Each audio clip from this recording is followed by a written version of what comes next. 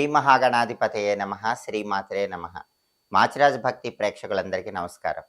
ఈనాటి దినఫలం కార్యక్రమంలో ముందుగా నేటి పంచాంగ వివరాలు పరిశీలిద్దాం.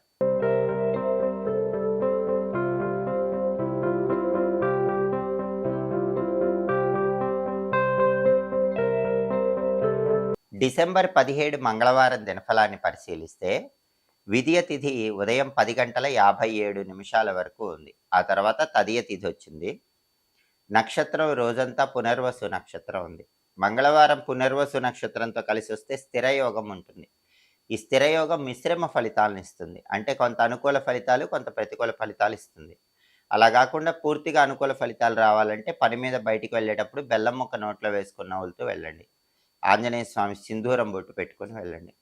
అప్పుడు స్థిరయోగం ఉన్నా కూడా మిశ్రమ ఫలితాలలో కూడా అనుకూల ఫలితాలు ఎక్కువగా ఉంటాయి. ప్రయాణాలు విజయవంతమవుతాయి, కార్యసిద్ధి లభిస్తుంది.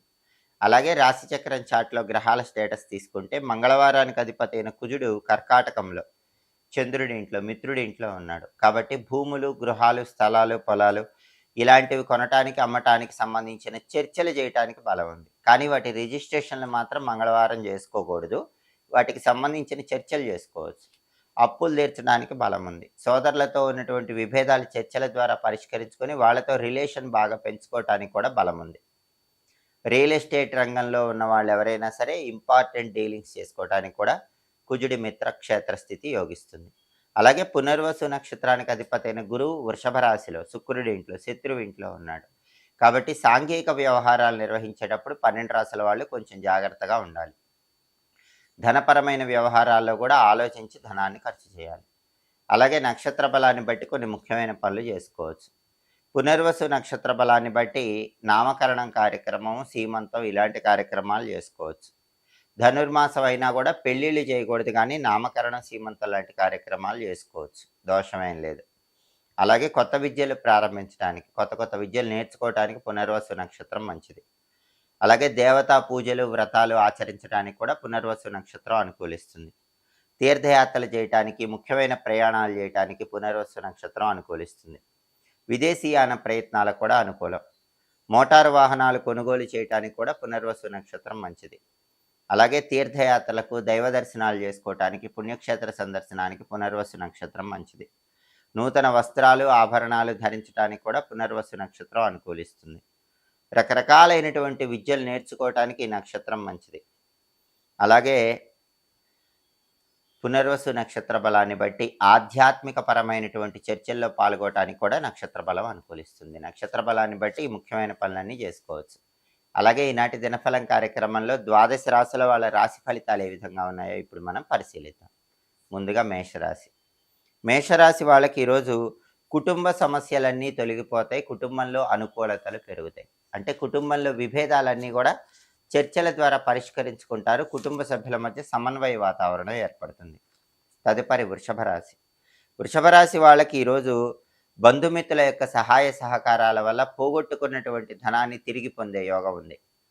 బంధువులు కానీ, మిత్రులు కానీ సహాయం చేయటం వల్ల మీరు నష్టపోయిన ధనాన్ని ఈరోజు తిరిగి పొందగలుగుతారు. తదుపరి మిథున రాశి. మిథున రాశి వాళ్ళకి ఈరోజు మీ కింద పనిచేసే వాళ్ళ వల్ల వ్యాపారాల్లో మోసపోయే అవకాశం ఉంది. తస్మాత్ జాగ్రత్త.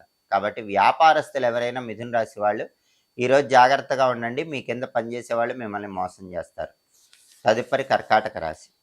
కర్కాటక రాశి వాళ్ళకి ఈరోజు కోర్టు సంబంధమైనటువంటి వ్యవహారాల్లో ఊరట లభిస్తుంది. చాలా కాలంగా కోర్టు కేసుల వల్ల విసిగిపోయిన కర్కాటక రాశి వాళ్ళకి ఉపశమనం కలిగే సూచనలు ఈరోజు ఉన్నాయి. తదుపరి సింహరాశి. సింహరాశి వాళ్ళకి ఈరోజు నరదిష్టి ఎక్కువగా ఉంటుంది. వాహనాల మీద వెళ్ళేటప్పుడు కూడా చిన్న చిన్న ప్రమాదాలు జరిగే సూచనలు ఉన్నాయి. ఈ నరదిష్టి, వాహన ప్రమాదాలు లేకుండా వెల్లుల్లిపై దగ్గరుంచుకొని ప్రయాణం చేయాలి. ఆంజనేయ స్వామి సింధూరం బొట్టు పెట్టుకొని ప్రయాణం చేయాలి. అప్పుడు ఎలాంటి ఇబ్బందులు సింహరాశి వాళ్ళకు ఉండవు. తదుపరి కన్యారాశి. కన్యారాశి వాళ్ళకి ఈరోజు వాహన ప్రమాదాలు త్రుటిలో తప్పిపోతూ ఉంటాయి. ప్రమాదం జరగాల్సింది ఆఖరి నిమిషంలో తప్పిపోతూ ఉంటుంది. కాబట్టి వెల్లుల్లి రెబ్బ దగ్గర ఉంచుకొని ప్రయాణం చేయండి. ఆంజనేయ స్వామి సింధూరం బొట్టు పెట్టుకొని ప్రయాణం చేయండి. దుర్గాదేవికి పూజ చేసిన కుంకుమ బొట్టు పెట్టుకొని ప్రయాణం చేస్తే కూడా ఎలాంటి వాహన ప్రమాదాలు కూడా, చిన్న చిన్న ఇబ్బందులు కూడా కన్యారాశి వాళ్ళకి కలిగించవు. తదుపరి తులారాశి. తులారాశి వాళ్ళకి ఈరోజు మనోవిచారం ఉంటుంది. దాని నుంచి బయటపడే ప్రయత్నం చేయండి. ఏదో ఒక విధంగా మనస్సు చికాకుగా ఉంటుంది. దాన్ని తప్పించి మనస్సును ప్రశాంతంగా ఉంచుకోవాలి. తదుపరి వృశ్చిక రాశి. వృశ్చిక రాశి వాళ్ళకి ఈరోజు విద్యార్థులకు చాలా బాగుంది. కాంపిటీటివ్ ఎగ్జామ్స్‌లో సక్సెస్ ఉంటుంది. ఉద్యోగస్తులకు బాగుంది. ఉద్యోగం లేని వాళ్ళకి ప్రధానంగా చాలా బాగుంది. అంటే జాబ్ కోసం బాగా సెర్చ్ చేస్తున్న వాళ్ళకి, వృశ్చిక రాశి వాళ్ళకి ఈరోజు వాళ్ళ క్వాలిఫికేషన్‌కి తగిన జాబ్ వచ్చే యోగం కనిపిస్తోంది. తదుపరి ధనుస్సు రాశి. ధనుస్సు రాశి వాళ్ళకి ఈరోజు ఏ పని ప్రారంభించినా భగవంతుడి అనుకూలత ఉంటుంది. అంటే దైవానుగ్రహం ఉంటుంది. దానివల్ల కార్యసిద్ధి చాలా సులభంగా లభిస్తుంది. పూజలు ఏమైనా చేసినా, దేవాలయ దర్శనం చేసినా ఇంకా అనుకూలత పెరిగే సూచనలు ధనుస్సు రాశి వాళ్ళకి ఎక్కువగా కనిపిస్తున్నాయి. అంటే దైవ బలం అనేది ధనుస్సు రాశి వాళ్ళకి ఈరోజు చాలా అద్భుతంగా ఉంది. దైవ బలం వల్ల అనుకున్న పనులు అనుకున్నట్లు పూర్తి చేయగలుగుతారు. తదుపరి మకర రాశి.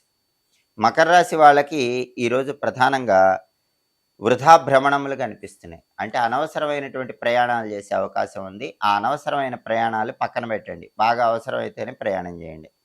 అలాగే ధన నష్టం కలిగే సూచనలు ఉన్నాయి కాబట్టి మకర రాశి వాళ్ళు డబ్బు ఖర్చు పెట్టేటప్పుడు 1కి 10 సార్లు ఆలోచించి జాగ్రత్తగా డబ్బు ఖర్చు చేయండి. తదుపరి కుంభరాశి.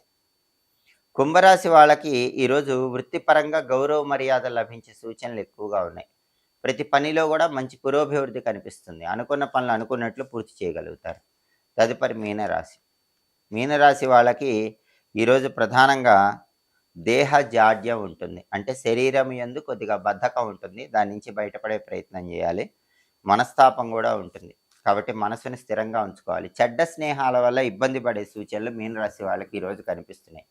కాబట్టి స్నేహితుల విషయంలో మీనరాశి వాళ్ళు బాగా ఆలోచించి జాగ్రత్తగా వ్యవహరించడం అవసరం.